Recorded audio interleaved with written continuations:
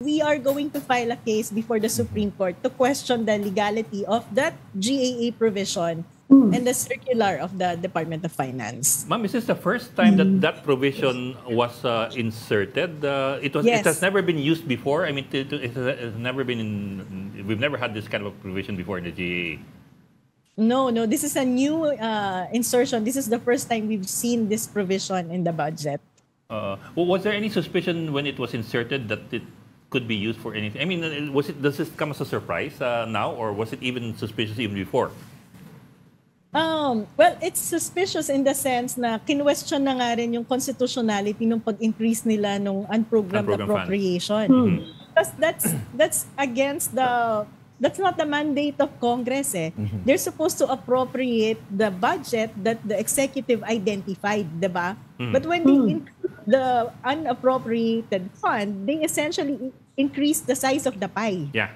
Diba? So which is not allowed by the Congressman Constitution. already filed the case against that, questioning the constitutionality. So parang itong kaso na to would be related dun sa mga first cases na na-file. Yes, but also, ma'am, a technical question. I think you touched on it before a little while ago. Pero you have, for example, the Universal Healthcare Act, which bars something like this.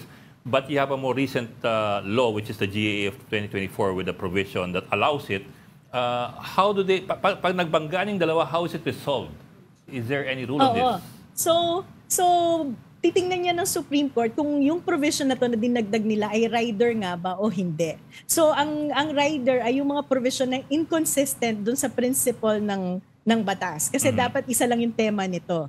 In this case, ang ginagawa nila ay i-amend lahat ng existing laws governing different GOCCs, the Universal Healthcare Syntax Train, the train law. So we are arguing na rider itong provision na to na ini-insert ng Kongreso. So kapag ka nag-declare yan as unconstitutional, then invalid na itong circular ng DOF at kailangan nilang ibalik yung pera na nakuha na nila sa PhilHealth. So not just because it's the more recent legislation, kasi it is the more recent legislation, it does not mean that it amends all the other laws before.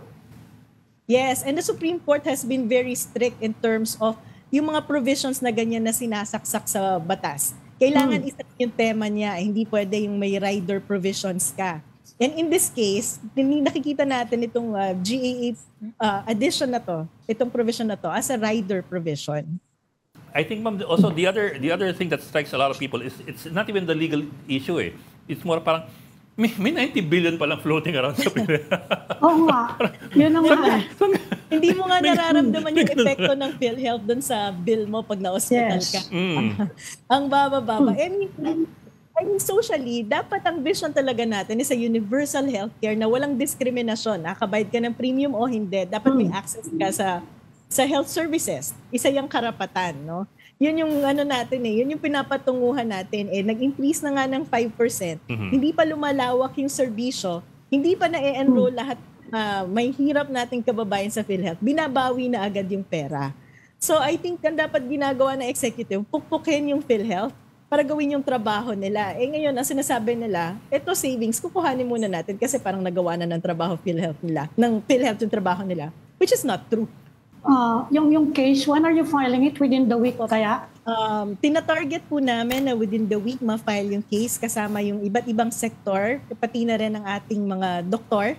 So hopefully by Friday may ma-file natin. Kung hindi po matapos, we'll do it early next week.